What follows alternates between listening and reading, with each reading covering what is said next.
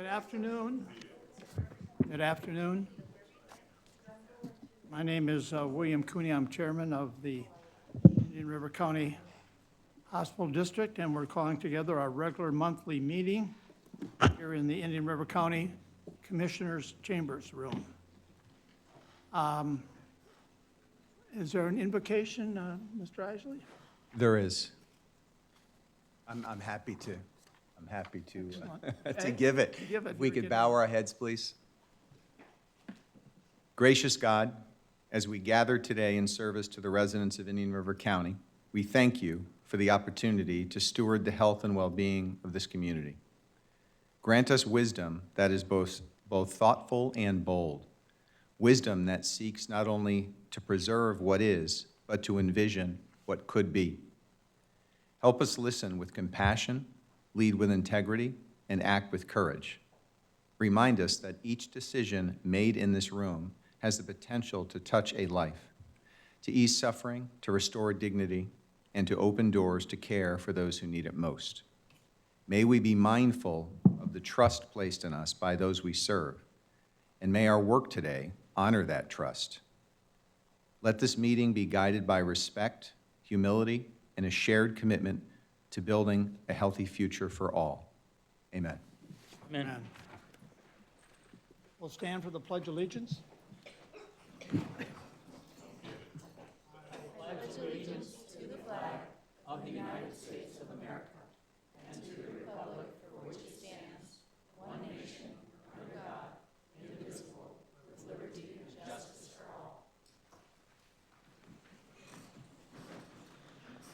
Thank you.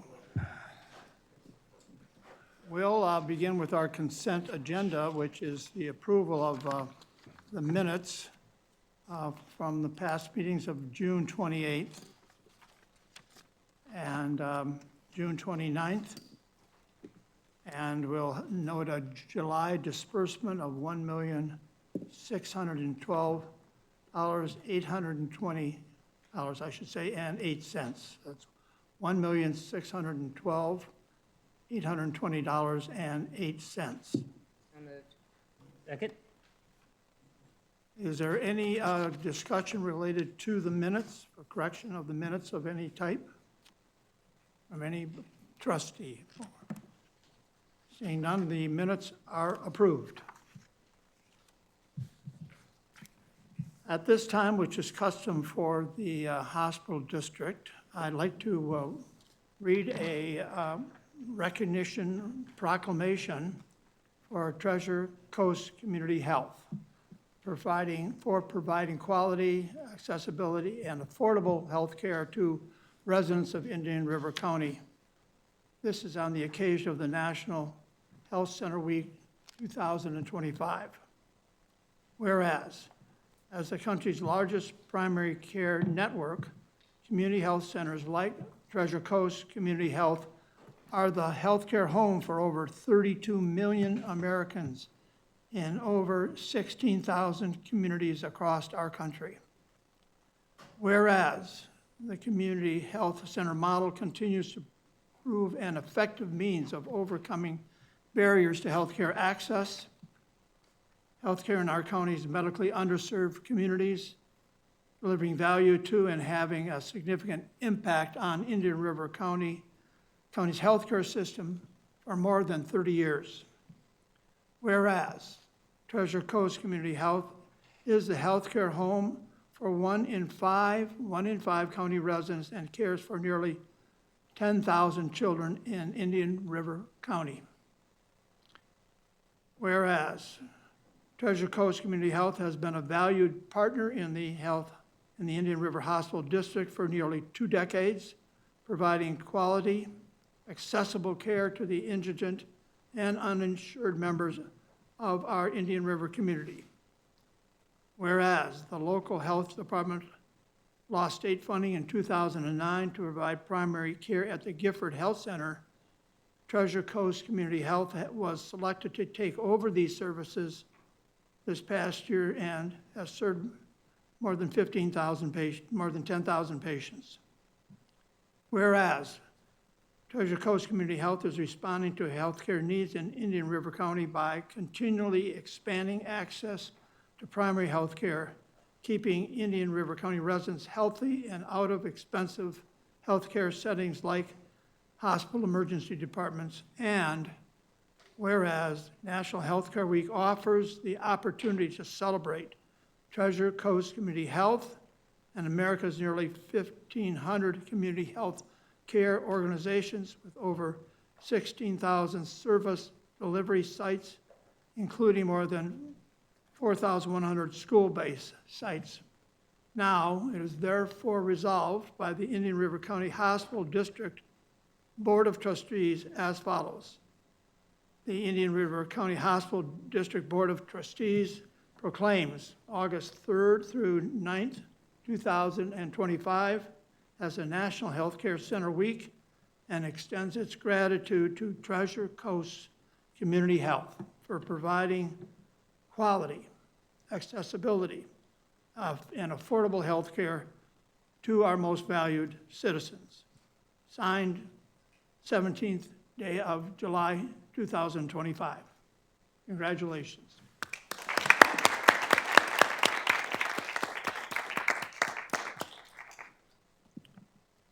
Well done, Vicki Soleil and all your components.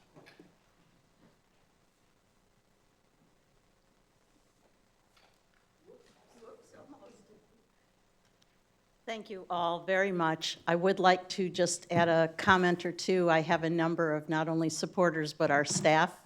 Sometimes that is exactly the same thing. And we could not do it with all the wonderful people that work with us, for us, and in the community to support our initiatives, including yourselves. So again, thank you very much. If I could get a picture of our folks that came out today, I'd really appreciate it. Thank you. Vicki, I just wanted to make a comment. I remember back 25 years ago where Treasure Coast Community Health was one single operative in Fellsmere. And what has happened over the last several years, kudos to you, your team. You definitely. Let's not forget our board. And, pardon me? What's that? And your board. And absolutely. our board, absolutely. Oh, absolutely, Yeah. because they are so passionate about Yeah. what you do and the growth. If you didn't have your board behind you, supporting you to add on, and I can never remember how many sites you have now, 5, 6, 7, how many? We have 8 and we're going to 10. 10 Clinical locations. What a sites, wonderful yeah. thing it is for Indian River County and the residents, and you provide so much to everyone, so many services, so congratulations. Thank you, to all Karen. of you. I can barely remember 25 years ago, but that's between you and me. Okay.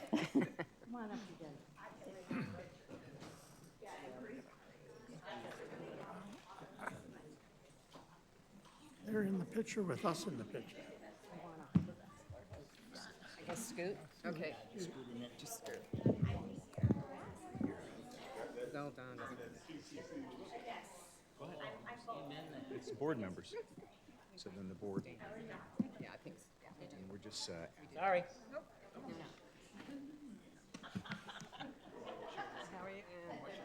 Okay. There we go. Just stand up. Just I'm taking this one and a cell phone, so please hold your spots. Okay. 1, 2, 3. Do one more. 1, 2, 3, 4, please. Good picture. 1, 2, 3. 1, 2. Thank you. Thank you. Okay. Congratulations. Yes, congratulations.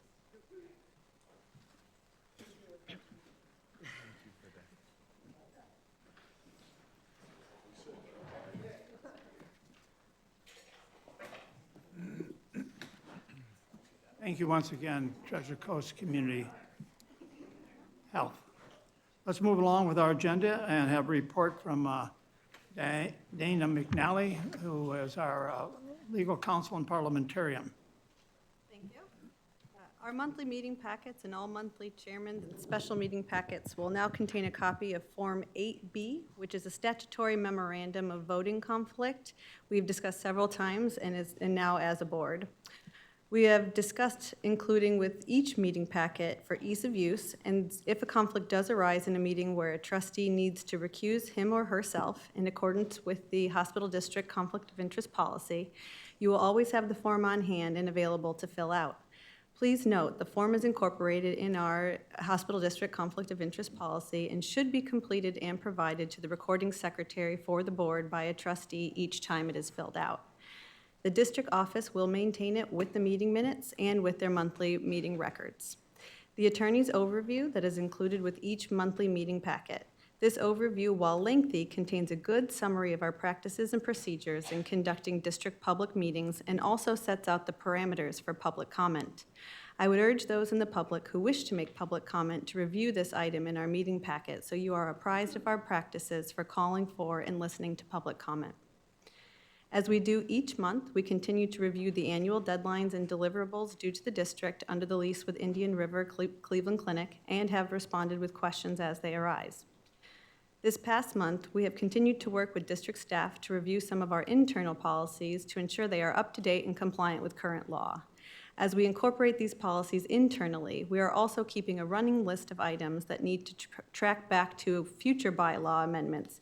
So your documents will be consistent, and we will begin to work up this draft for a future review and discussion. We have been working to keep updated on VCOM acquiring the space at HSB following their accreditation matters that we have discussed, and we have outlined some changes to the parties need to review and consider making to the lease between the parties to better facilitate the objectives of both parties. Lastly, we have been working to finalize the letter that would allow the permit application to go forward to St. John's Water Management at the request of the VNA so they can access the existing retention ponds on the land that the district owns, adjacent to the parcel the VNA purchased from the district. We will see this matter to a conclusion and report back once it is completed. Thank you. Thank you very much, and in correlation with that, I should have asked earlier, does any of the Board of Trustees, trustee members have any conflict of interest they wish to disclose? Hearing none, we'll proceed. And next with Michael Kent, our treasurer, and financial statement. Thank you, sir.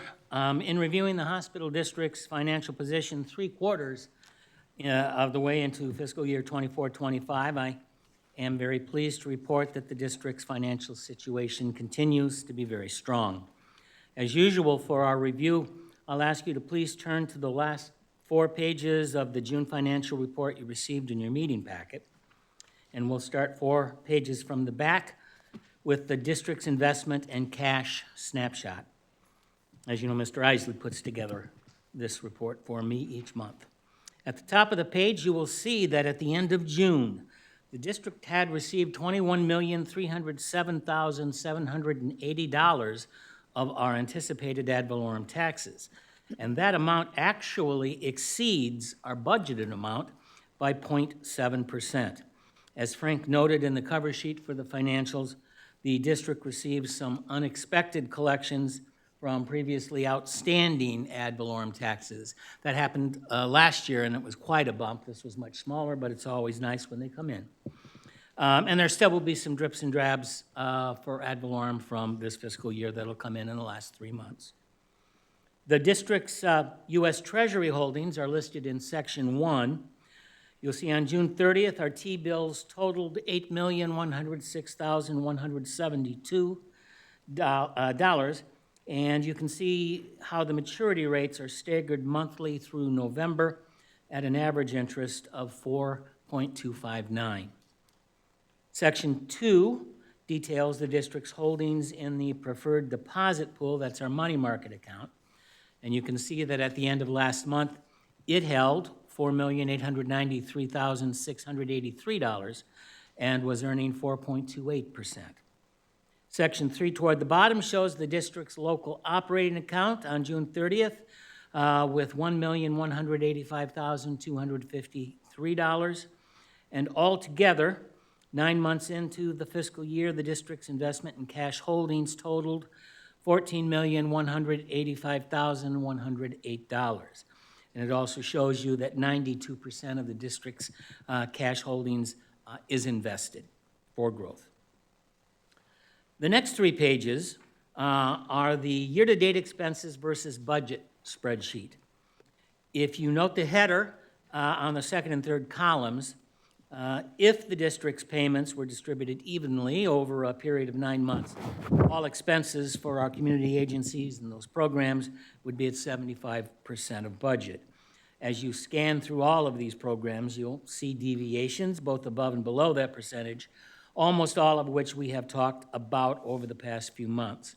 And as you know, there are a couple of our community partners who are present today who will be seeking additional funding from the district to cover programs through the end of this fiscal year. On the middle of the last page of this spreadsheet, you'll see that the total for all program expenses thus far was $13,565,203, which represents 71.77% of the approved total program budget. And the bottom half of that last page shows the district's administrative expenses. You'll see that total admin expenses through 9 months totaled $960,627, which is 72.01% of the approved administrative budget.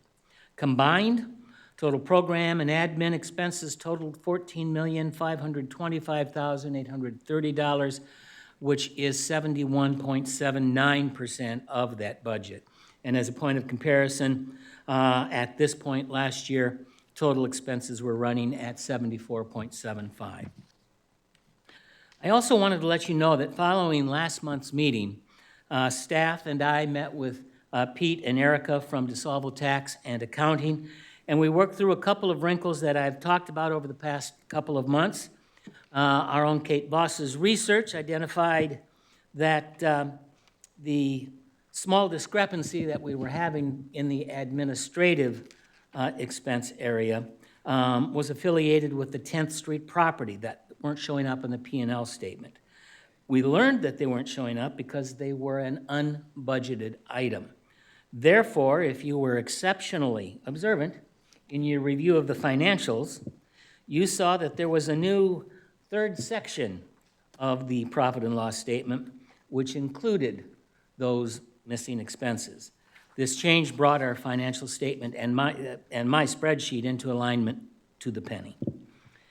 Also, in response to a recent question from Trustee Mackett concerning capturing depreciation in the statement, the folks at DeSalvo will add that information going forward. We hadn't received the detail from our auditor in time regarding the 10th Street property to be in this June statement, but we have that data now. In fact, it's actually included in the tentative budget, which you'll be approving later in this meeting, and it'll be part of the financials beginning next month.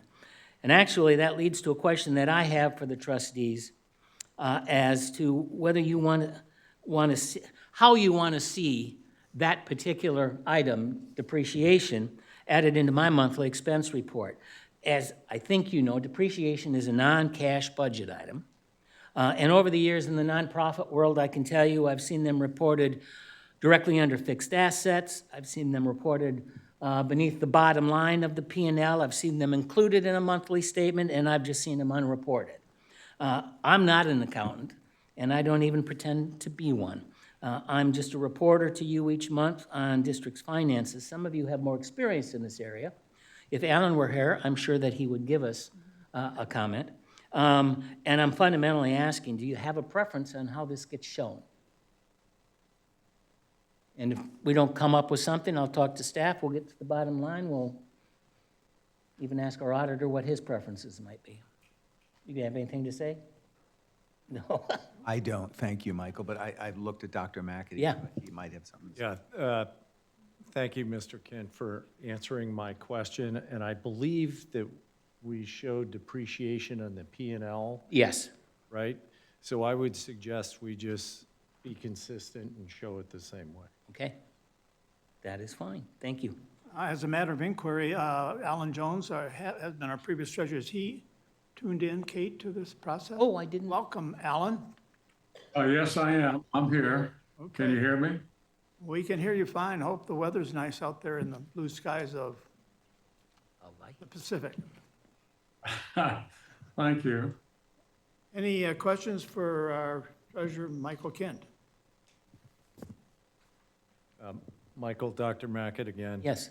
I noticed, as we see every quarter, there are a few agencies that are behind on their spend.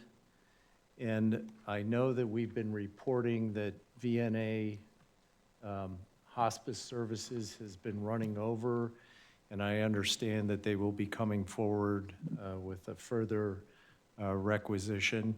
However, I noticed that in June, their expenses for hospice were below budget.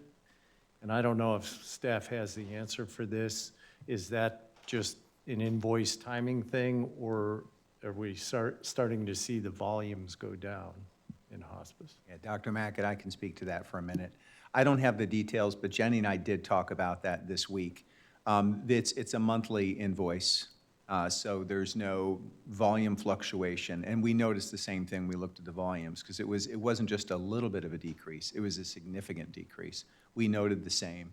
So I don't have any clarification beyond that. It is a monthly invoice, and I can't speak to the operational reason why the volume would have fluctuated and dropped that much, but we can find that out. Thank you. I would also note, it's going to be obvious, we've got 3 more months in this fiscal year working off of this budget. And as all of you know, and the public will learn now if they haven't heard this, all of our community partners and their programs going forward in the next fiscal year and forward will be reimbursed on a fee-for-service basis. So there will be nothing that's going out on a monthly or quarterly basis. So there's going to be deviations just, in abundance because of whatever the operations are, in season, out of season, new staffing, et cetera. So we're just going to have to do our best to keep our finger on that. Thank you. It's not problematic, I'm just informing. Okay, any other questions for our treasurer, Michael Kent? Thank you for a very excellent report. Now we'll move on to our executive director, Frank Isley, for his Thank you, report. Mr. And thank you very much, Frank, for a wonderful invocation and for all you do for Indian River County. Appreciate it. Thanks. We have a great team and a great board. What can I say? Everyone makes it easy. So what I want to do is I just want to take a moment to provide some follow-up to our very healthy, robust, and much-needed conversation yesterday about maternity sustainability in our county.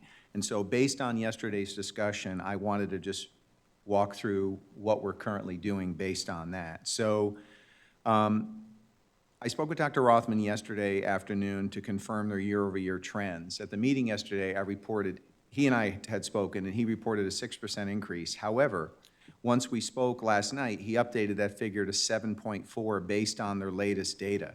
So they now expect between 840 and 900 deliveries this year, which is up from 740 in 2024. Looking ahead, he's projected continued growth of 12 to 15% year over year. Now, what's driving that is a good question, but that'll be in the process of what we're doing here. So one thing that we definitely want to do is move quickly on the community engagement piece. So we have a meeting scheduled Monday with VanCor. If you remember, VanCor did our survey in January, and I think the board was quite pleased with the thoroughness of the process, the questions, the data we received, and working with them as a partner. So we'd like to work with VanCor to plan this countywide survey focused on women of childbearing age in Indian River County. In parallel today, I spoke with Megan McFall, and we're assembling a small work group that I talked about to include representatives from Healthy Start, Caring Center for Women, CareNet, and of course, partners. And so we're gonna meet next week to draft the survey questions, which I will then share with the board, and then we'd like to move forward with VanCor as soon as possible. So, so in addition to the survey, The group is also going to help us with the community input forums. And we were thinking about having one in the north part of the county, one in the south part of the county, but we're going to have more discussion about that next week, just to get a sense of how we could get the best community involvement, which would not just be an in-person forum, but we'd have access via Zoom. And so we're going to move forward with that schedule those as soon as we can get the logistics together. We're planning on doing these things, drop everything and collect this information, so at least we can provide the trustees with an informed decision, data to see where the county stands on this, by asking the people. So in addition to that, we want to make sure the county's aware. So I'm going to meet next week with John Tatanich and, perhaps some of the county commissioners. I want to be sure that the county's aware, first of all, what's going on, what we're doing in the process, see if they have any input, and see if there's anything they suggest to make sure that we get realistic feedback and a true representative sample from our county. So I've spoken with Dr. Rothman and the CCR, Cleveland Clinic leadership, on these steps, and we talked about this last night, and I had said that we're going to make sure that we keep you informed every step of the way, so they know what we're doing, and I will make sure that there's ongoing communication through this process. So we're all aware that there's a need to expedite it, but I think this data will be super helpful in just making an informed decision. Frank, just anecdotally through the friends of ours that have become grandparents in the recent past, who their grandbabies are being born outside of the county. What I'm hearing anecdotally is there's a certain degree of this being physician-directed.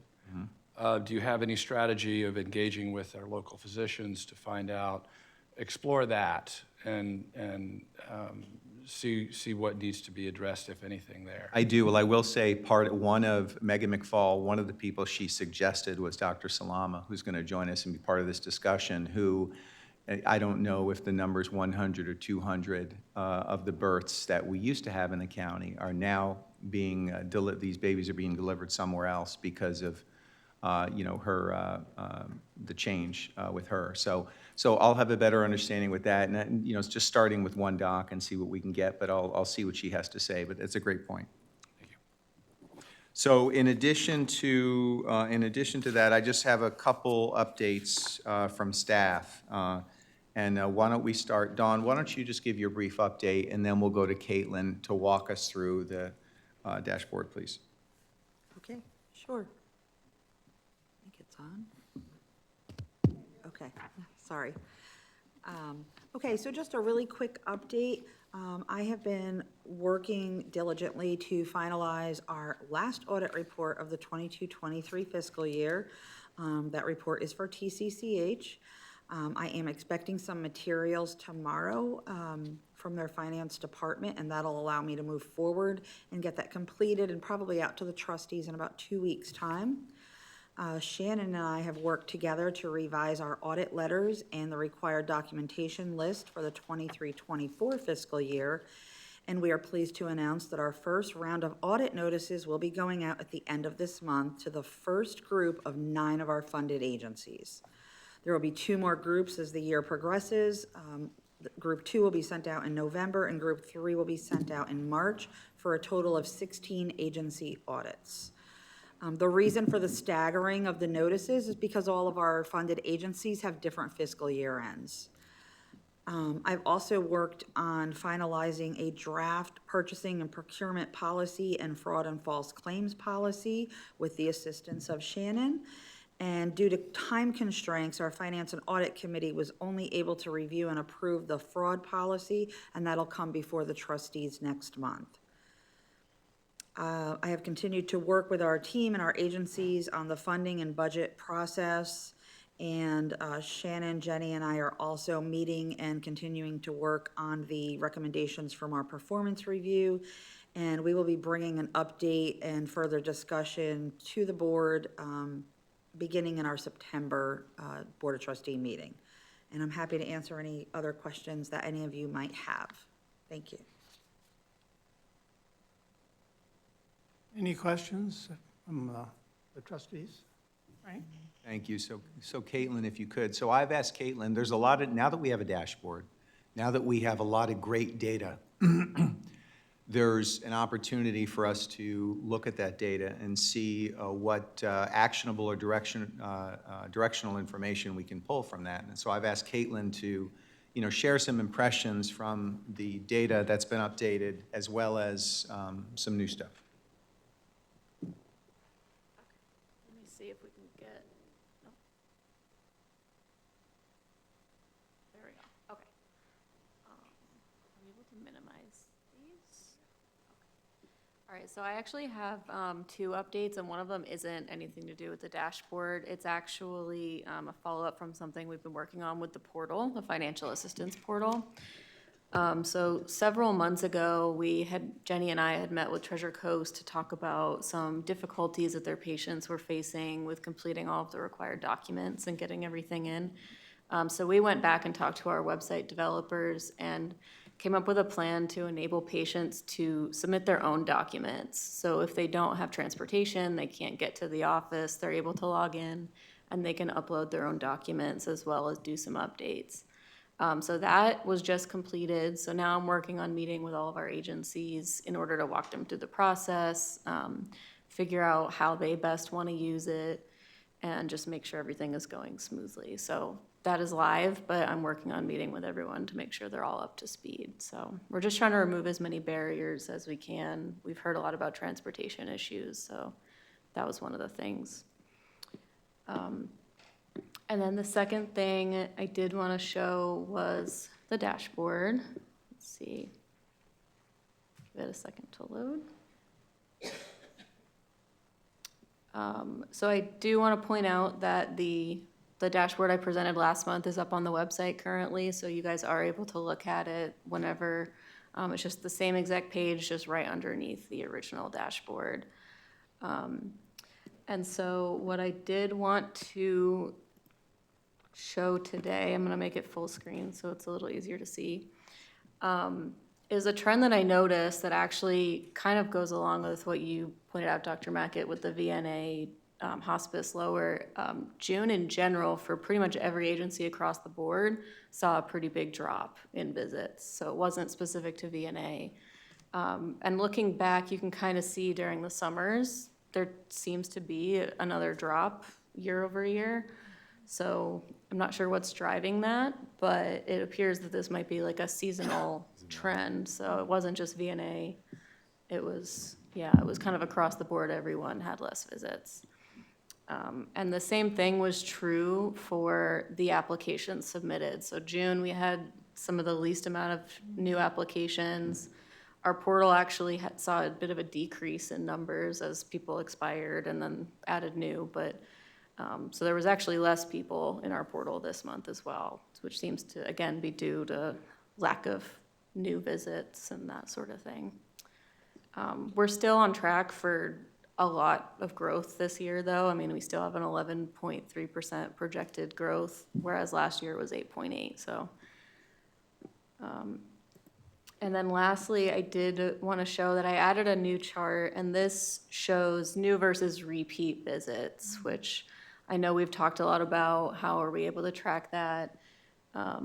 Obviously, the majority of our visits have been repeat patients, but there is at least 100 pretty much new patients that are coming every month. And you can see month over month how that changes. Again, there's like a big drop off in June where there's a lot less visits. Although it seems to be a lot of renewals were less. But the one caveat is that these are only patients who are in our portal. So that's not reflective of any agency that's not going to be qualified patients, because we don't currently have a way to track unique patients, since a lot of times we're getting names and we're making sure it's anonymous, so no patient names are in there. So this is only for the people that are in our portal. So that's pretty much it. If anyone has any questions. I do. Yeah. You say there's new visits, 109 new visits, so that's 109 basically unduplicated. Mm-hmm. On that one. Yeah. Do you know how many is leaving the system on a monthly basis? It's not renewing. Yeah, we do. I don't have that data presented, but we do have a list of anyone that didn't renew for that month. Yeah.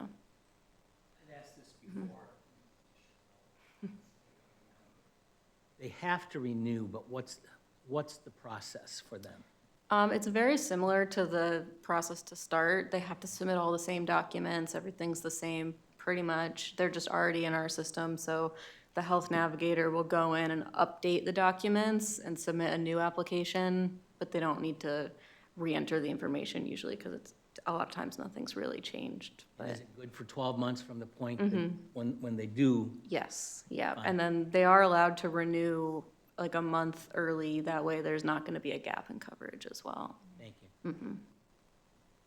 Well, thank you, Dawn and Caitlin, for those excellent reports. So as tradition goes, I like to end my report with an impact story. So I would like to today talk about Mental Health Collaborative McCabe Connection Center. So when families in crisis come to the McCabe Connection Center, they're often carrying burdens that no one should bear alone. One recent case was brought to the collaborative by Indian River County Sheriff's Department. This case highlights just how powerful community collaboration can be in helping families survive, heal, and thrive. A local couple, both in their 60s, found themselves on the brink of becoming full-time caregivers to their 4 young grandchildren. Their daughter, struggling with a long-term substance use disorder, was unable to provide care, and the grandparents were stepping in to prevent the children from entering the foster care system. The emotional and legal complexities of the situation were overwhelming. Their care coordination team stepped in immediately. They helped connect them with therapy services for each of the children through Tykes and Teens, and help them cope with the transition and evaluate them for any further services they would need. Next, they referred the grandparents to the Access for Justice program, ensuring they had access to affordable legal guidance to navigate the adoption process with clarity and confidence. They also linked them to private mental health therapists in their insurance network, recognizing that their well-being is critical to the stability of the household. Finally, they provided information and referrals to detox and rehab facilities that the grandparents could share with their daughter, giving her a path to recovery whenever she was ready to take it. This story is a testament to what's possible when systems work together. From law enforcement and legal aid to behavioral health and recovery services, this family received holistic support because the right help was available at the right time. Through the McCabe Connection Center, they are able to ensure safety nets are not just available but effective.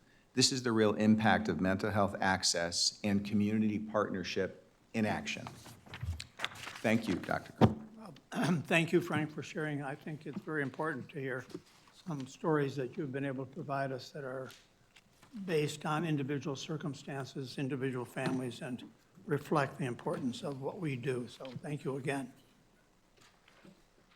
Any questions for Mr. Isley, our Executive Director? Having none, let's move on then to our funded agencies' semi-annual reports. And we're having a report from Vicki Soleil, the CEO of Treasure Coast Community Health, but also with engagement of the Mental Health Court and the We Care Foundation. Vicki, welcome, and again, Thank you very much. great to have you here. Appreciate being here, as always. I'm going to start out with Treasure Coast Community Health's update. All of this is in your packets, so I'm not going to read it line by line. I just would like to highlight, again, some of our staff are new, some of them are experienced, but everyone is continuing to grow so that they can offer the very best services. So today, I know that I have Rashonda here. Rashonda Williams is a doctorate in pharmaceuticals, and she is now one of our consulting pharmacists. Well, what does that mean? It means that people don't have to wait to go to the physician. If they have an STI, they are able to test, treat, prescribe, fill the prescriptions, and take care of folks. And you think, well, how often does that happen? Surprisingly, a lot. They're also able to take care of other diagnoses, and so we're very happy to have them. We'll also say that, as you noted, Treasure Coast Community Health has the internal structure to help a number of smaller organizations. Hence, We Care came under our umbrella in the last 6 months, and we'll hear and meet a few of those folks. And mental health court, you'll get a full report on that as well. But in addition, because we are now, again, embracing school, even though it's not quite school time, I can't omit the fact that we hosted 16 different students from either FSU or Vicom. And that means as third-year students, they're not on their own. They suck a lot of knowledge and a lot of time out of our staff, but we're very, very pleased to be in that training education business. And in fact, when we get down to the dental service line, I'll tell you a little bit more about that. So what are we doing externally? Well, ta-da! We're about a month away from opening our new location out west at 8505 20th. Nobody can get in the driveway this week because they are repaving the outside and restriping it. Internally, we're 95% there as well. So we're very excited about being able to offer full service line there, medical, dental, behavioral health. Pharmacy's a little delayed because of regulatory things that we have no control over, but we will have a full pharmacy there. And so we're really looking forward to that. It is laid out entirely differently than our other centers, which will be a bit of a learning curve and a challenge, but we're all looking forward to it. Many of you were at our groundbreaking for our Oslo Center, and it's almost in the rearview mirror, but again, within 2 to 3 weeks, they say we'll have a real permit to really start with full construction of that pediatric center. But in the meantime, we are getting prepared for that. We have hired a pediatric care coordinator, and we started a young children program, which is a collaborative effort between our pediatricians and dentists to get the very young children in there so that they are really a part of the dental services. It becomes part of their natural existence, and we can help them develop a habit of good lifetime care. So the other thing that we continue to do, and I'd like to call Heather up here, because she took over the Dodgertown role that I had. We have a 25-year contract with them to provide health services, and so it is a partnership among 4, a nonprofit, a health institution, the school system, and the college. And so the idea, again, is to wrap all those services around children, and Heather has taken over as the chairperson of that group, and gave up hours today to do strategic planning. You want to comment? Yes, I'm honored to be the chair of the cabinet, and I'm learning a tremendous amount. We spent a lot of time today looking at how we could streamline to ensure more children have access to care. We obviously are working very, very closely with the school and the teachers. I'm very proud of the work LaDonna Corbin has done to link children to care, and we are reaching for further goals to add more and more children into services at Treasure Coast and within the community so that we ensure all children are healthy. Thank you. So we have heard that Dodgertown is an A school. I think that's the first time in about a dozen years. Yes, indeed. So providing excellent health care keeps them achieving those goals. So I think we have a small part of that. We also hired a transitions case manager in the jail because we were awarded a $1 million grant over a 2-year period so that we could transition individuals out of the jail and into continuing care. And that doesn't sound like it'd be a big deal, but it truly is, whether it's transportation, communications with phones or addresses, getting their licenses, and all of those things that if you're in the jail for some period of time, you've lost your insurance, and quite frankly, you may have even lost your way before you got in the jail. And so we're really working aggressively to help those individuals be successful once they're back out. So if you pass on to the financials, you'll see that our medical services, both those that are qualified for hospital district reimbursement, as well as our own services, because we continue to hire folks and work on different things through the EPIC system. We are, during this period from October to March, that is the second 6 months that we had EPIC experience. It's a very robust system, but it's also a very complicated system, and we are part of a group of 55. So that complicates things in terms of groupthink and what we're going to do to the software itself. So we're very proud that we continue to see more patients. We have not only done that on the medical side, but extremely well on the behavioral health side. We hired 3 more mental health counselors over this 6-month period, not as replacements, but as additions to our staff. Again, a very challenging time to be hiring people, and it's going to get even more challenging because of the disruptions happening at the federal and state level. Working for a community health center is not perceived to be a stable environment these days. Dental services has had its own challenges. We're, again, very proud of the folks that work for us, but dental assistants have a plethora of places that they could work, and being a larger organization doesn't mean that we can pay Cadillac wages. So we've done a great job of training them and then watching other folks enjoy the success of that training. So we are starting to do something a little bit differently. We have our own training sessions. We have trained 6, and we have 6 more in the queue at this point, and they sign a 2-year commitment with us. And so we are seeing that being able to pick up our dental volumes. Without assistance, we can't move our patients along from chair to chair with the dentists as they need to. So I think you'll find that that's going up over the next couple of months. So at this point, I'll break and ask if you have any questions, concerns, thoughts. Any questions for Mrs. Soleil? I just have one. So I'm familiar with the EPIC system. I'm delighted that you're linked to that. It is challenging, but rewarding. With EPIC, can your physicians and other healthcare providers link to the patient's page coming from Indian River Hospital, for example, or from other medical centers, so you have an integrated? The patient still has to sign a release. Okay, they can do that electronically, but no, we can't willy-nilly go into some place that they've been before, but it absolutely is a huge help. And more importantly to us, those patients that find themselves in the emergency room on a weekend that have been to see us perhaps later in the week on a Thursday or Friday, their records are available now to the emergency room and or admissions team. And so, again, that continuity of care is excellent.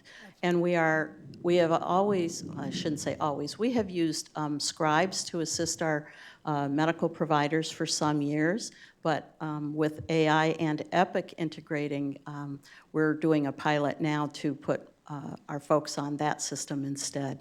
So. Yes, we learned from the hospital that they have the ability for a physician to talk to the patient directly and then record the conversation either in English or in Spanish, and then reflect back on it and then distribute that to.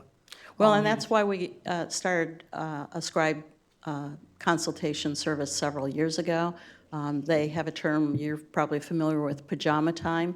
When the day is done and you go home for dinner and you put on your pajamas, you've still got a lot of notes to take care of. And so by having a scribe electronically present, a lot of that was already taken care of. So our providers have really appreciated that. But this, again, is one step upwards, and so we're really looking forward to that. It's better, and frankly, I think it will be a cost savings, so. Other questions, Michael? Yeah, one question, Vicki, I just got, expand on, you referenced that we're one of 55. What does that mean? We are one of 55 community health centers that are using the EPIC software. Again, it's customizable, and so the software that's being used in hospitals, just like physician practices, is very different than what's used on an outpatient basis, and community health has its own little tweaks. Commonality amongst the 55. Right. And I Right. thought that was probably it. It's a very positive thing, but it's a very frustrating thing because we were completely independent, and if one of our physicians came up with a great idea, it could be implemented by the end of the week. Now, at the end of the week, we're still going, why didn't they acknowledge that we put in a ticket for a change? We're one of many, but we're growing patience out of it. Thank you. So, is that for that? Now, moving on. The mental health court is probably the thing that Excuse we'll me, talk about next. Sean? Yes. Oh, I'm sorry, Alan. I'm sorry. Go ahead. I just wanted to ask one question, and I'm not there, so I apologize, but number one, I wanted to congratulate you for the work you've done, as was already done in the proclamation, but Thank we you. really appreciate it in the community. And I wanted to verify it, that there's about 4,400 residents in the county that are in our database as eligible for district support, i.e. 200% of income or less than the federal poverty guidelines, uninsured and residents of the county. And my understanding is now, when they come to you, if they're in this database, they will not be asked for a small supplemental payment. Is that correct? I'm going to defer that question to Heather because she is our operations guru. And sometimes I don't get the word. Can you repeat the question one more time? Could you repeat that? Yes. We have 4,400 people that are registered in the district database as eligible for district support. They meet certain income thresholds, they don't have insurance, and they're residents of the county. And when they come to Treasure Coast, historically, they've been asked for a small payment if they can make it, which is often waived, but nonetheless, in conversations I've had with people in the community, it's a negative that encourages people not to seek treatment except when they really, really need it, as opposed to preventive care. My understanding is now, because of the district's funding of these visits, that it's no longer necessary for you to ask if they're in our database for these supplemental payments. I'm just trying to validate if that's correct. Yes, that's correct. If they are if they are receiving the benefits through the hospital district, no, they are not, for medical visits, they are not collecting a copay. There is no copay that's required for them. That's correct. Or nominal fee. Or nominal fee. When we call it a nominal fee, it's a requirement for federally qualified health centers to require a nominal fee, but that is waived for people that are on the Indian River Hospital District. That's correct. Thank you. Thank you And very you're- much. And you're already doing that, so you don't need anything from us or anything, but good. Yep. Nope. Couldn't miss. Sorry, Paul. No, I just, made me happy, so. So I'd like to Well, introduce. I would like to make the point, they're already doing it, but they just began recently because of some of the work that Frank and the staff have done. And I just wanted to thank them for doing that.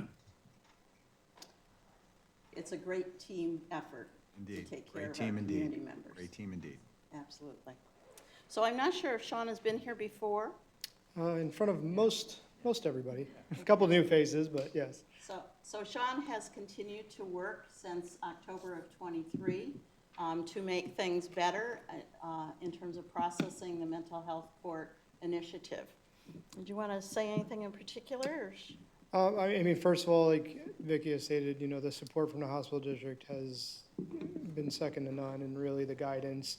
And I think we've all always shared a common goal. It was just, how do we get closer to that, and how do we,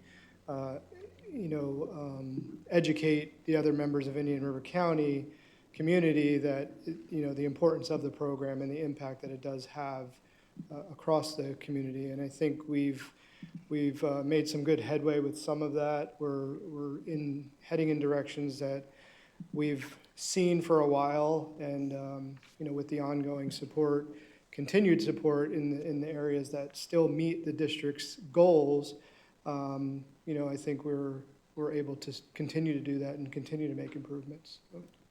counseling is a very important portion of the exercise that these folks are encouraged to take. And so we admitted 75 people to the court system in that 6-month period that we're talking about.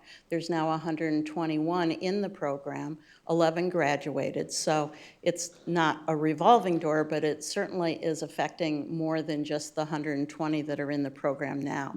If you haven't been to the mental health court graduation, I encourage you to go. It's very moving. It happens about every 4 to 6 months. 3 months. We have 4 a year, so every Okay. 3 months. Yep. Okay. But it absolutely helps these individuals. And if you looked at the statistics, you'll see that some of them have felonies pending, some of them have a lesser charge, but for all of them, it's life-changing because it allows them not to sit in a jail cell, but actually receive treatment. Most of them are on probation of some kind. They've got steps they have to take. They have caseworkers that they can lean on. And so without your assistance in that, we would not have been able to continue that when the grant stopped. Now, we've met with the county commissioners one by one, and they have pledged support, and they, in fact, have carved some amount into the court admin line item. But again, we feel that it would be very helpful for one more year if you could help us just with that direct care relationship. Dr. Phil and the folks that are providing counseling for them fit right inside any of the other care plans that you guys have got. Yeah, So, and I think some of the key things that maybe aren't pointed out in the report, just to keep in mind, is, some of our numbers, when you talk about the clients coming into the program, 100% of our clients within 5 days of entering the program are being connected to services. So that is happening immediately, and that's largely in part to those case managers making that contact as soon as they're assigned a client, and starting to really develop that plan, that case plan for them to see what benefits they may or may not be eligible for, if they're able to work, if they're able to have sustainable housing. 100% of our clients over the past year, year and a half in the program have had housing.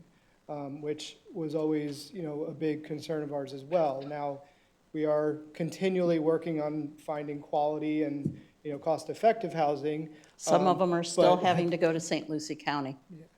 But they are receiving housing, so we're proud to say that as well. Again, one of the big numbers as well to kind of, think about is recidivism. If you look at the national averages of recidivism, they're typically fairly high, whereas the mental health court clients have historically been under 20%, and most recently it was about 8% is the recidivism rate, with the past 6 months basically being a 0% recidivism rate. So definitely having some huge impacts on the community as a whole. And a lot of that is in part to those clinical services, as we said, that we are asking for the ongoing support of the district. Questions? Okay. Thank you. Thank you, sir. And Danielle? So we'll move on to the We Care. I was honored with Judy Miller to receive Dr. Baker and Eric, forgotten his last name. I'm bad with names, you all know that. The treasurer of We Care in January. They felt that for them to continue to grow, they could use some of the infrastructure support that Treasure Coast has. And then their executive director resigned, and then their bookkeeper resigned, and then within 6 weeks after that, their part-time nurse resigned. So be careful what you wish for when you say, sure, we could do that. But the success story of mine is that we hired Danielle, and she is, Danielle Wynn, has been with us for 6 days? Yes. 6 days. She's full-time. It gave us, in the We Care Board, an opportunity to relook at what we're doing. Did the strategic plan that was set 2 years ago still fit? What about the personnel? I mean, when you start with a completely blank slate, it gets pretty basic and interesting. So I did want to let her, with her whole 6 days of experience, she has really dug down quickly as an experienced nurse. I'd like her to be able to share some things that she's discovered already to clarify any questions you might have. All right, hello, I'm Danielle Wynn, and this is my first time doing anything like this, so please give me some grace. But just things that I've noticed and what draw me to We Care was the amount of people that need help that are uninsured. And a lot of those include undocumented that are trying to get into waiting to get their documentation. a lot of times people don't know that while they're in the process of getting their documentation, they're not able to seek out any charity from the community. It could then stop their process of them getting their documentation. So then the hindsight of that is they don't seek out medical care. And then they wind up at the hospital, and it's an ongoing thing. So the fact that we have a service that's able to provide those services, that specialty care for those patients, is just amazing. Our doctors are, we have 33 doctors that are in Indian River County now that donate their time pro bono to be able to provide services for these patients. 2 of those doctors actually now come to our clinic that we now have set up at the 787 building. We have our own clinic that we're running. We just actually got the go for one of our dermatologists to be able to do biopsies and be able to process that, which now gives me, as a registered nurse, able to do weekly skin checks to check up on those patients to make sure that we are catching things sooner than later. And wound care is needed. And wound care is definitely needed. Being a nurse for home care for over 7 years, I'm definitely able to provide that wound care. The services that we provide, I know a lot of times people don't see it, but it's because the doctors are providing those services, utilizing their own staff in their buildings to help these patients. We do over $1 million worth of services provided. These costs are at self-pay price. So we get over 875 referrals within 1 year.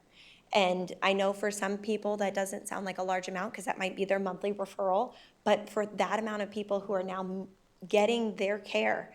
And the great thing is that we collaborate great with CCIRH as well, because if we're not able to get them in, and whether it's timing or whatever, we can sign them up and send them over to the financial assistance program and get them seen through a Cleveland Clinic doctor as soon as possible as well. So that collaboration with Whole Family Health, TCCH is our highest referral base as of right now. But because of all the great work that they do with all of the low-income and uninsured people. And the great thing is just not uninsured. It's uninsured for what they're looking for. So if their insurance is very limited, and they don't have insurance for that particular thing, then they're able to come to us and still get that service. Right now, we're in the process of growing.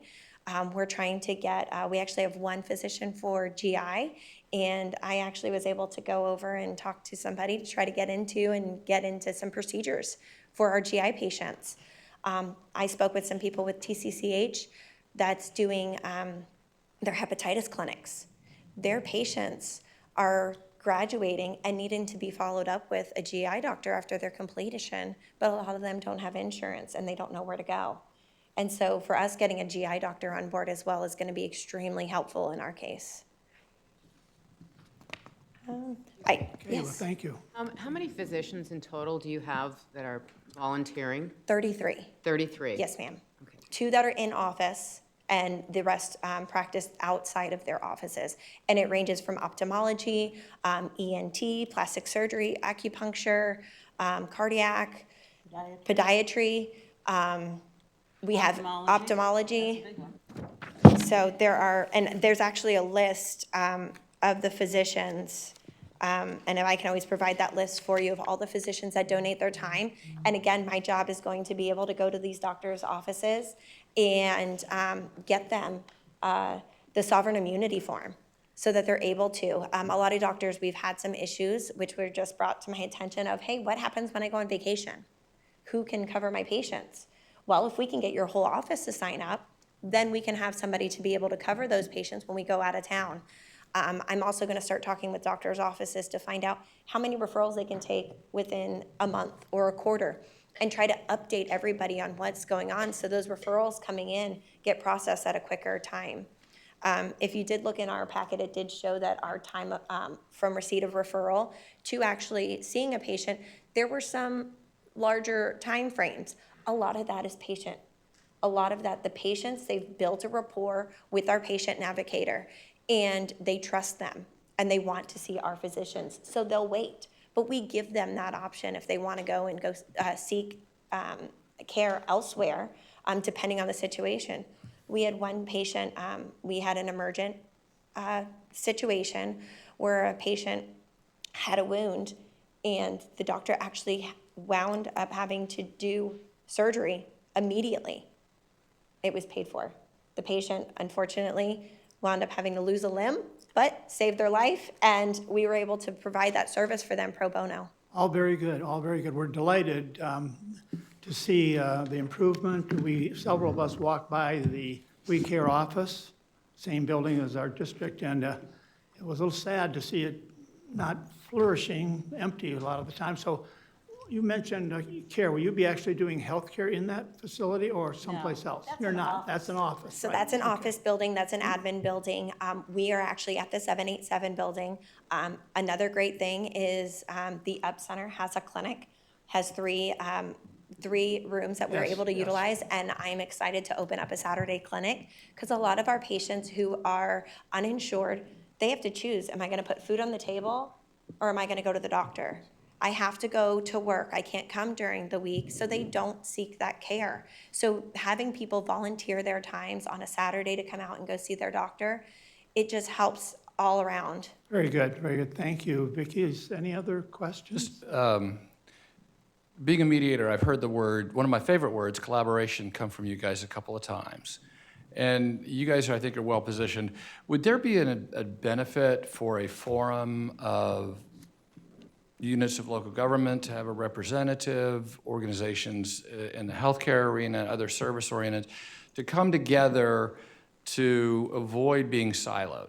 In other words, if we provide an opportunity for an afternoon to bring, are you finding, I guess a better way of asking this, are you finding that you're having to educate entities out there in order to expand your reach? And do you think there would be a benefit in trying, in some effort, to bring more organizations together in a single place to have a forum, have some sort of interaction? We've actually talked about a lunch and learn and being able to bring folks together. But you know, that's the world of healthcare anyways. It's Yeah. constantly changing and evolving, and so we just keep reaching out to more.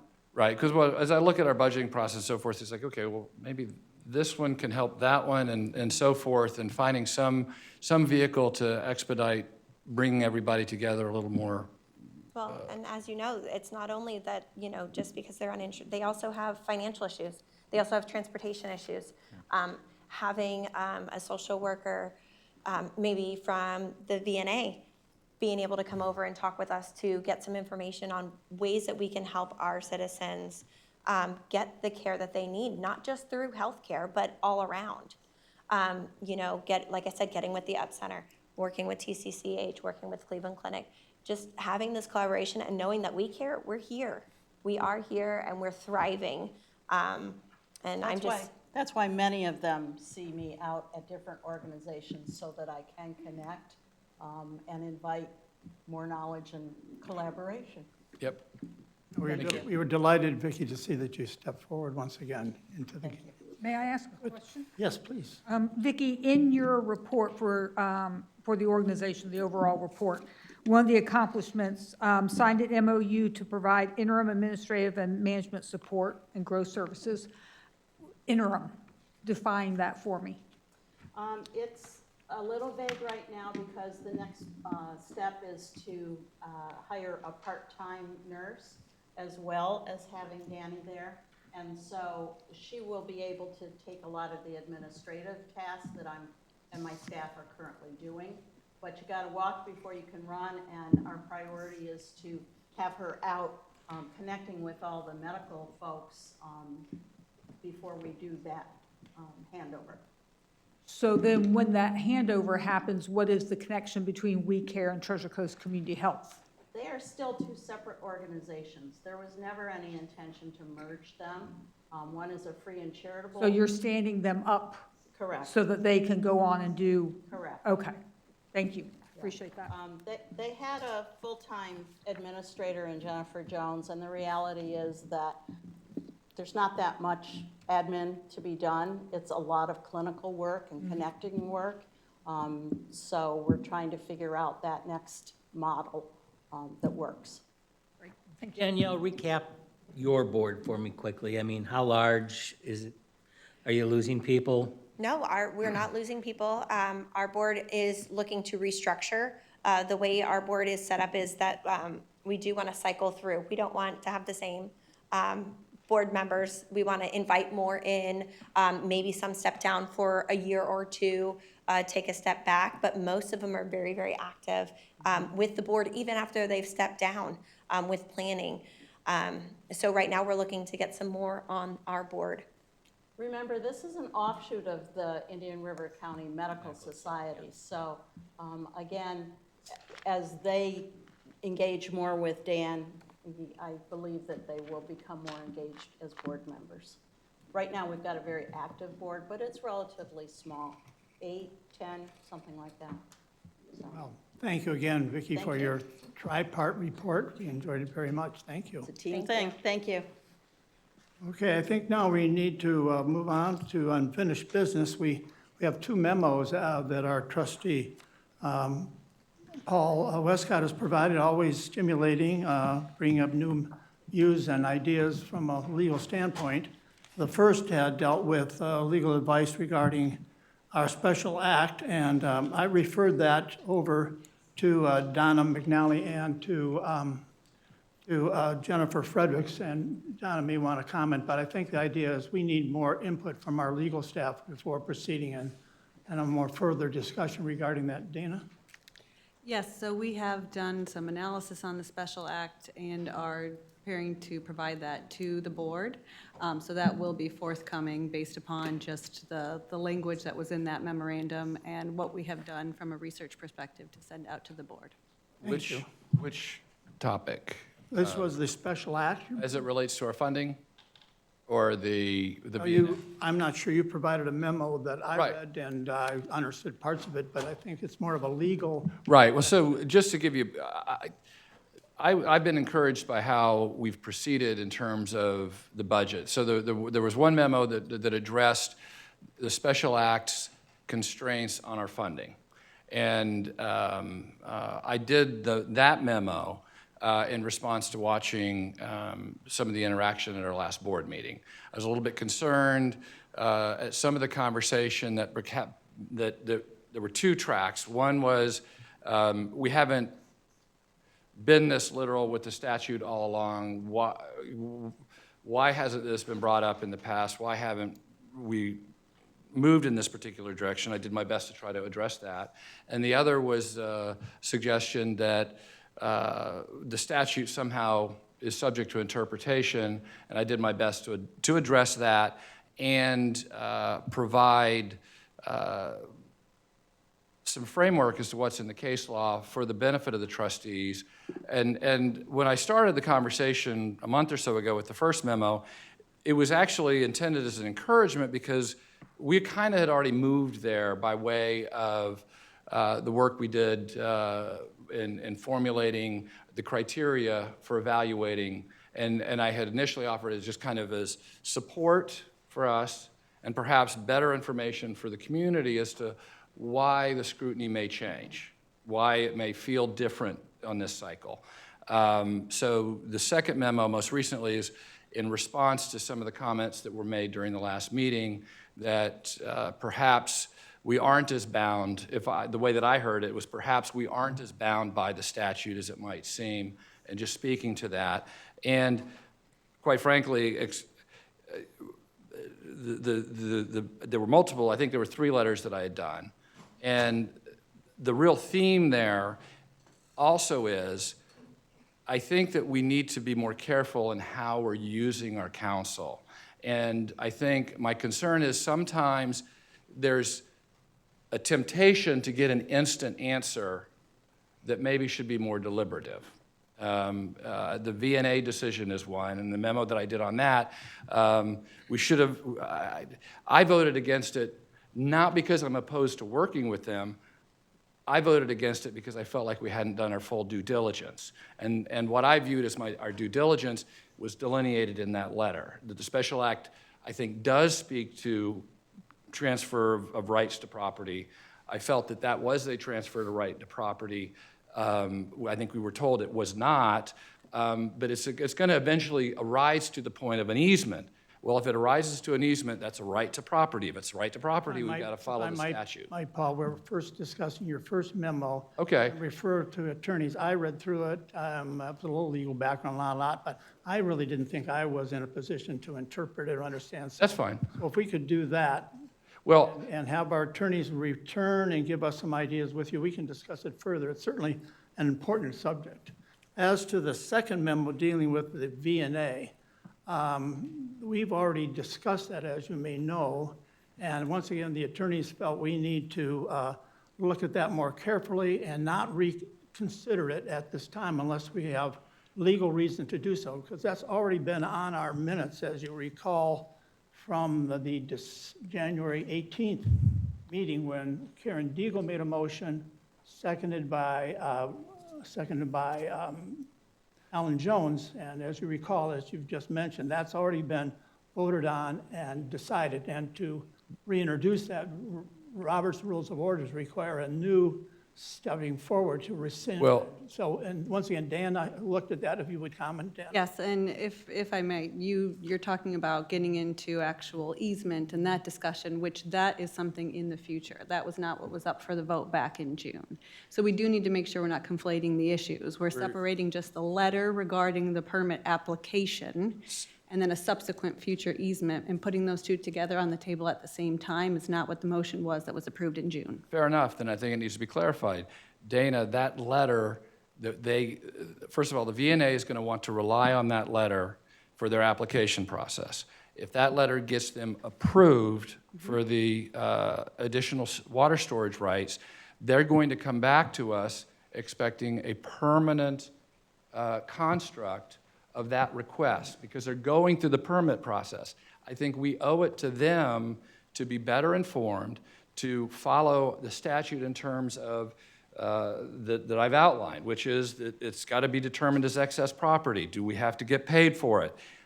That's something we should do on the front side before we allow the V&A to expend money on the permitting process based upon a letter that we may not honor in the future. And that's, I mean, what we have here, and I have the exact letter in front of me. It says, please accept this letter as our authorization for the V&A and their engineering representative to provide your office with a request to modify the originally approved St. John Water Management District permit.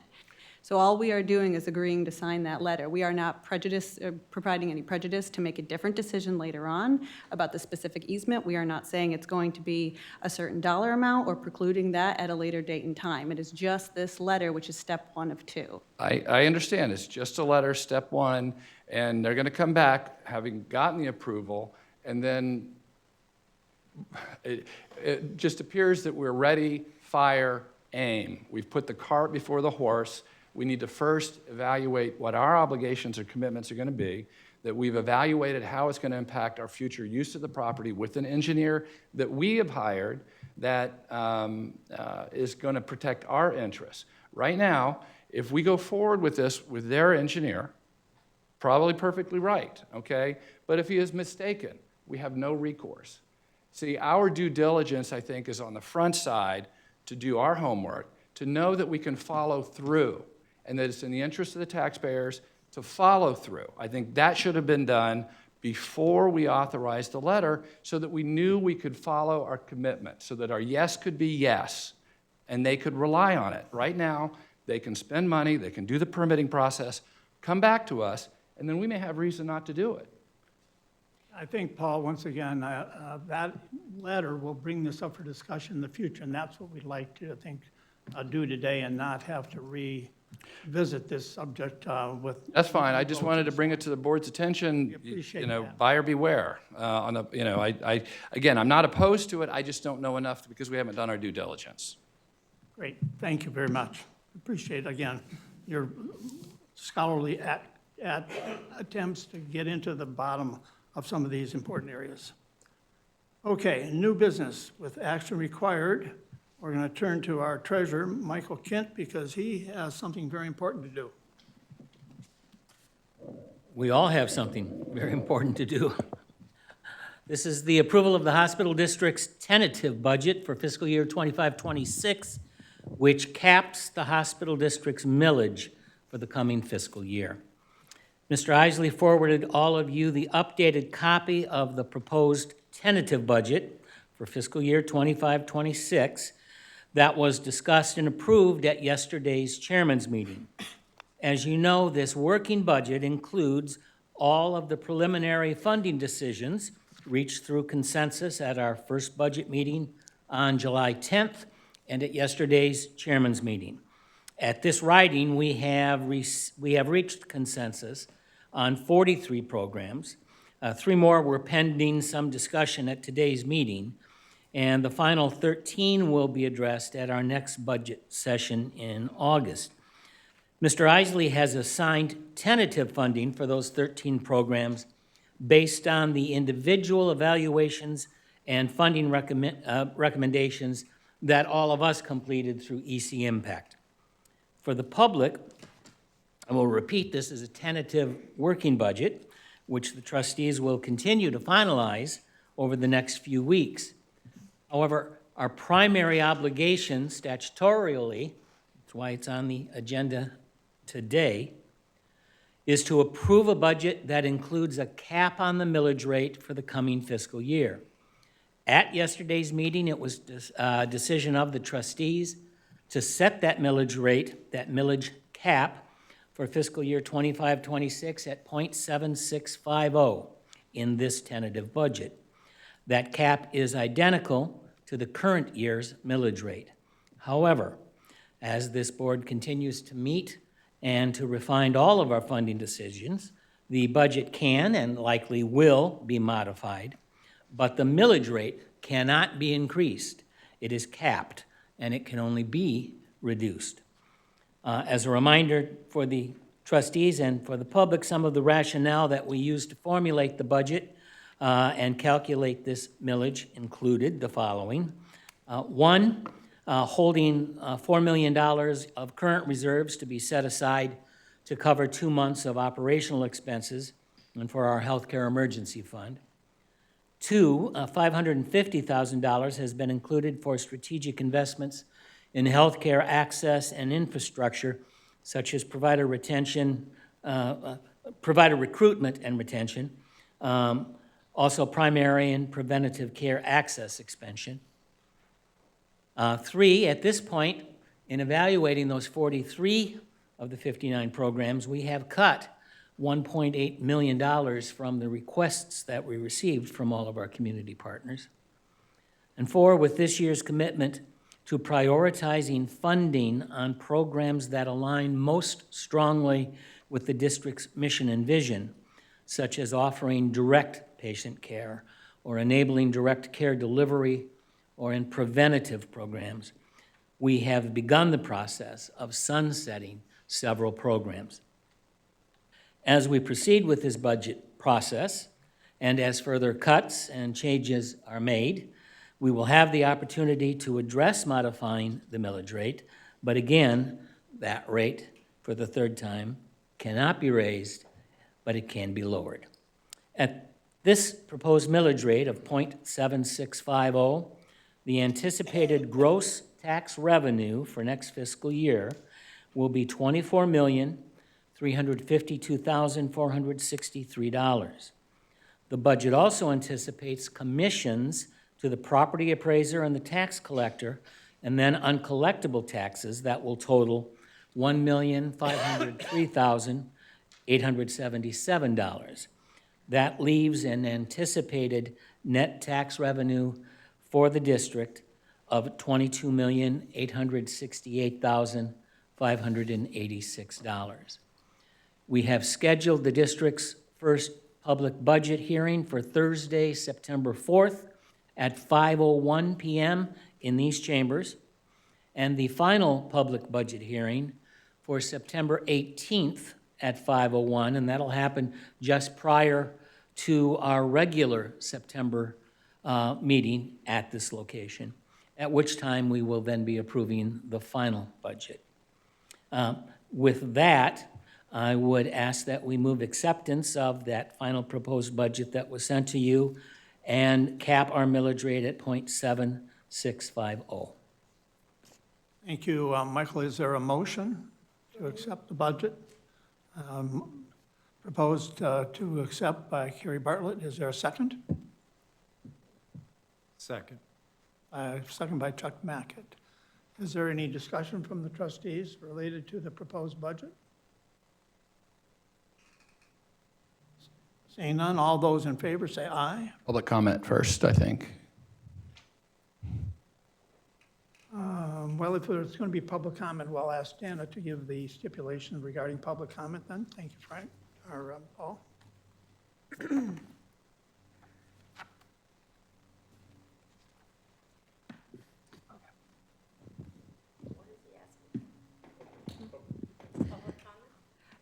I'm just going to go over the rules of public comment quickly before we do open it up for public comment. First of all, speakers are requested to use the centrally located microphone and lectern when available.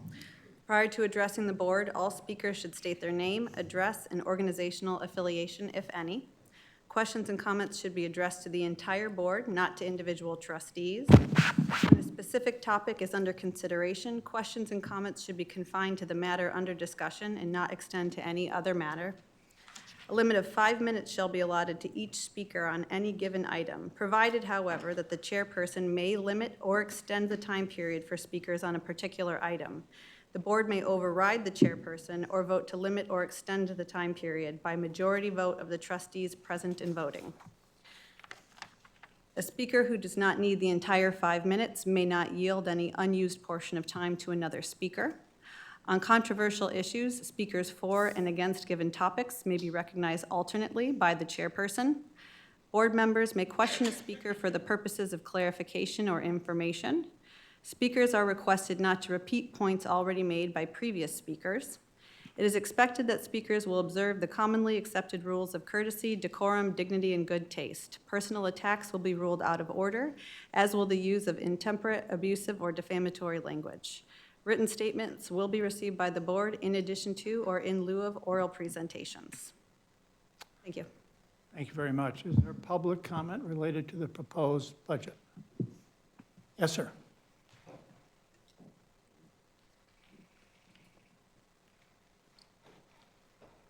Good afternoon, Board. For the record, my name is Bob Alwater. I'm a resident of the town of Indian River Shores. I think you failed to do one thing in terms of this comment here, and that is you're keeping the millage rate the same, but this is a tax increase because you'd have to move it all the way back to the rollback rate. So by my calculations on your material here, we were looking at an increase in ad valorem tax revenues of 8.6%. This is on top of the 65% that you did in the last fiscal year. So I just want to put that on the record. Thank you. Thank you, sir. Other public comments of those present or anyone online on Zoom? Okay, seeing no further public comment, we'll take a vote appropriately. Those in favor of the motion to accept the preliminary budget say aye. Aye. Aye. Those opposed? Okay, the motion passes. Thank you for an excellent job, both Frank and Michael Kent. Is there any other business that we have an important area that I just about skipped over. That is the request by Sunshine Physical Therapy, Ginny Blossom, Executive Director, for a little more funding, Ginny, for all the good work you do. Thank you. Well, first I wanted to commend all of you for the amazing work you're doing.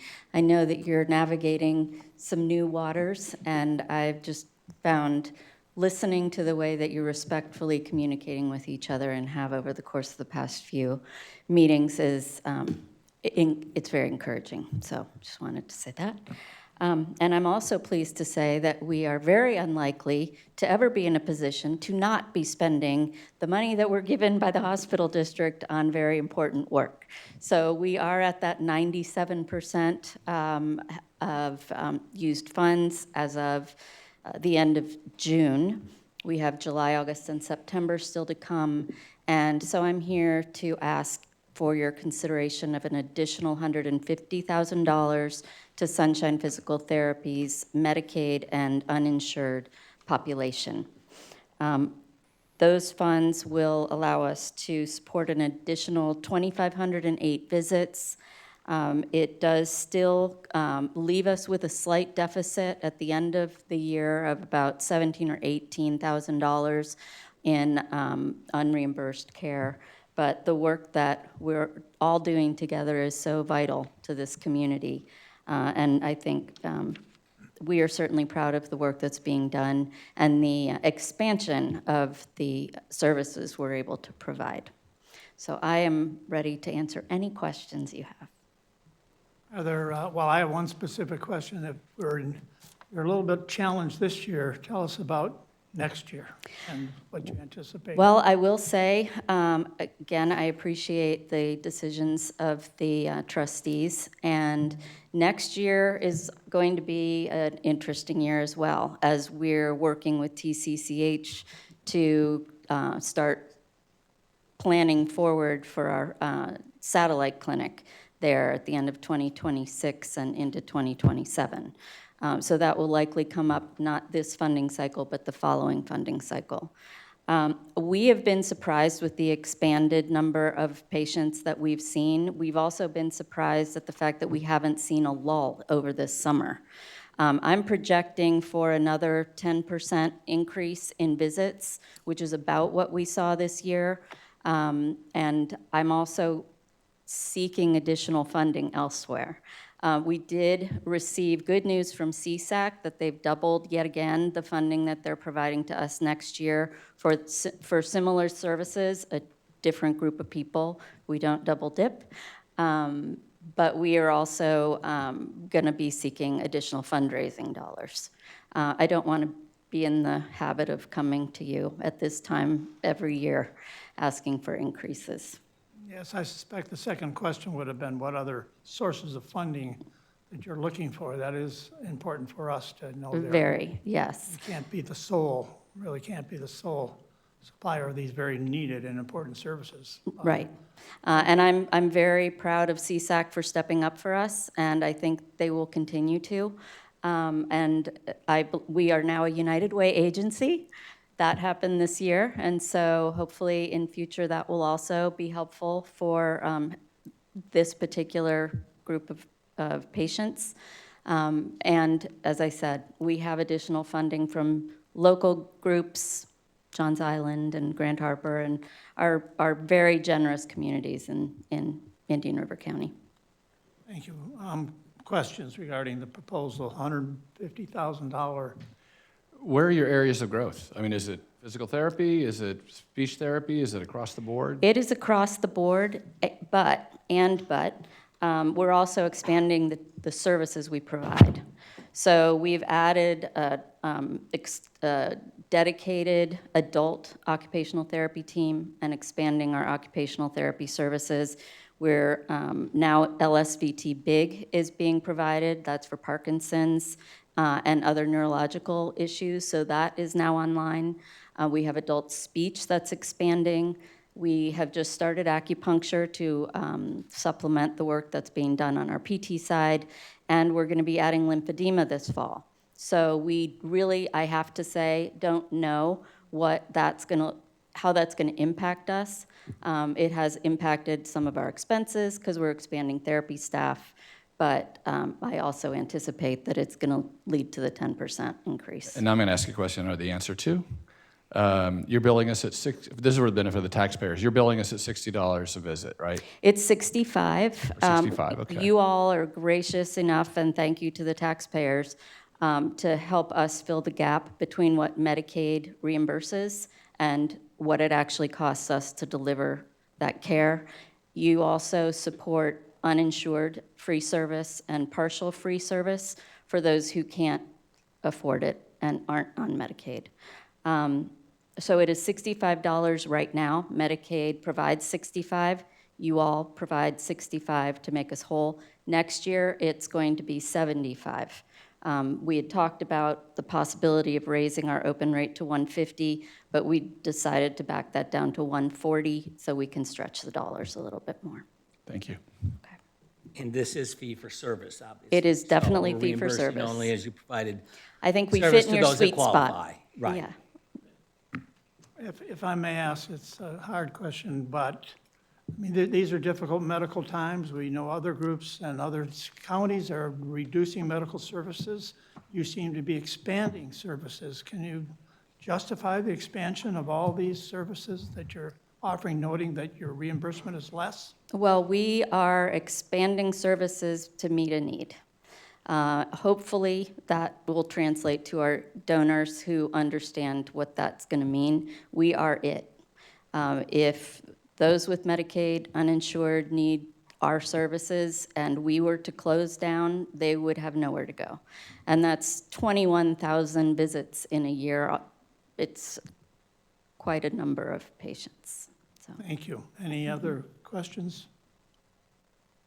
Do I hear a motion on the floor to accept the request for $150,000 supplemental? I would so move. Is there a second? Second.